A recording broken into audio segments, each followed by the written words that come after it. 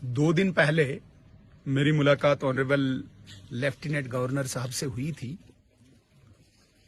और उसी दिन उन्हीं की direction director general of police R Swain साहब को हुई थी रिगार्डिंग सैलरी ऑफ डीडीजी।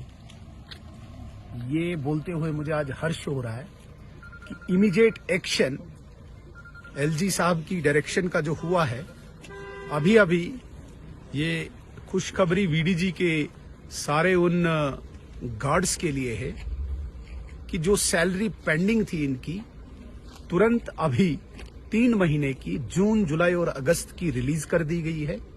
और अब लगातार, चूंकि ये इसलिए रुका हुआ था, ये डीबीटी होना है, डायरेक्ट बेनिफिट ट्रांसफर जिसे हम कहते हैं, उसके लिए अकाउंट्स को कनेक्ट किया जाता है, उसके लिए समय लगा था, जिसके लिए सारे विलेज डिफेंस गार्ड्स के अंदर एक हताशा थी।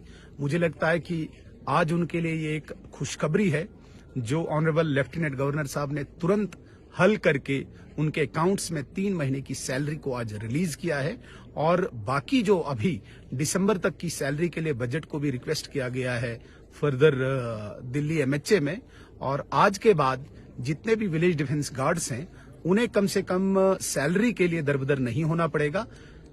हर महीने प्रत्येक माह उनके अकाउंट में डायरेक्ट बेनिफिट ट्रांसफर के माध्यम से उनकी सैलरी अकाउंट में आएगी, जो उनके लिए मुझे लगता है एक सुखद समाचार है। मैं एक बार अपनी तरफ से आदरणीय लेफ्टिनेंट गवर्नर साहब को धन्यवाद करूंगा, director general of police R Swain साहब का धन्यवाद करना चाहूंगा कि 2 दिन के भीतर ही, केवल 2 दिन के अंदर ही उन्होंने ये सारा काम क्रियान्वयन किया, इम्प्लीमेंट किया, जिसके लिए मैं उनका धन्यवादी हूं।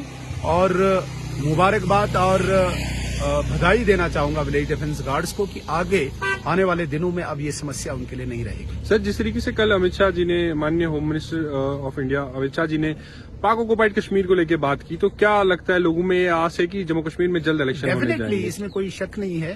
अमित शाह जी ने बिल्कुल फैक्ट्स और फिगर्स में वहां पे on the floor of the house वो कहा हुआ है। जहां तक बात आती है, अभी जो बिल कल पास हुआ है सीट्स के लिए भी 90+5, जिसमें 2 महिलाओं के लिए है, 2 कश्मीरी पंडित जिनमें एक महिला और एक मेल के लिए है और एक डिस्प्लेस्ड लोगों के लिए है।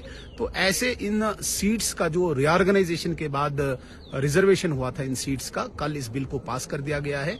हमें पूरी उम्मीद है, आशा है कि आने वाले दिनों में 2024 में जम्मू कश्मीर में चुनाव होगा और चुनाव में 2024 में भारतीय जनता पार्टी की सरकार जम्मू कश्मीर में होगी। धन्यवाद।